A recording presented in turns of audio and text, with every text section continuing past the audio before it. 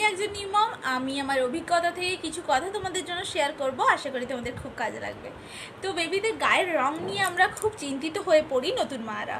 প্রথমেই বেবি যখন জন্ম হয় তখন তার গায়ের রং খানিকটা হলদে ফর্সা, সাদা ফর্সা বা লালচে ধরনের হয়ে থাকে, কিন্তু এক মাস যেতে না যেতেই বেবির গায়ের রং একদম গায়ের রং চেঞ্জ হয়ে যায়, খানিকটা কালচিটে পড়ে যায়।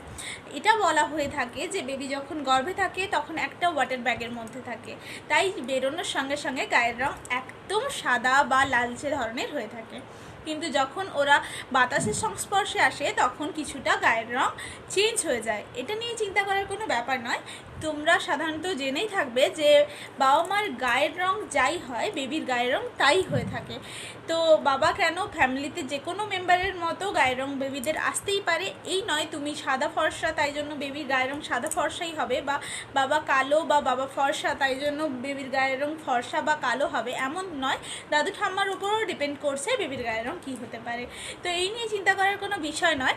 আর তোমরা সবসময় চেষ্টা করবে বেবিকে ক্লিন রাখার, ফ্রেশ রাখার, তাহলে দেখবে বেবির গায়ের রং উজ্জ্বল থাকবে। গায়ের রং যাই হোক না কেন এটা ম্যাটার করে না। আমিও খুব চিন্তিত হয়ে পড়েছিলাম, কিন্তু আমি পরে জানতে পারি যে এইগুলো কোনো ম্যাটার করে না, কেননা তুমি যাই করো না কেন তোমার বাড়ির বা ফ্যামিলির উপর ডিপেন্ড করছে তোমার বেবির গায়ের রং কী হতে পারে, বা তোমাদের জেনেটিকের ওপর ডিপেন্ড করছে তোমার বেবির গায়ের রং কী হতে পারে।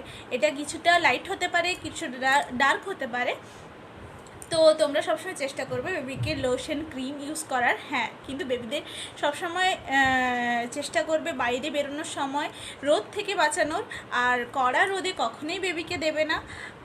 সকালে মর্নিংয়ের যে লাইট আসে, যেমন সূর্যের হালকা তাপ, তখন তোমরা বেবিকে রোদে নিয়ে ঘোরাতে পারো।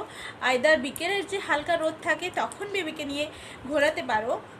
বেবিদের রোদে যাওয়াটাও ইম্পর্টেন্ট, কেননা ভিটামিন ডি আসছে রোদ থেকে, এটা আমরা সবাই জানি। তো এইভাবে আমি বেবি কেয়ার করেছি, আশা করি তোমাদের খুব কাজে লাগবে। Thanks for watching, follow for more.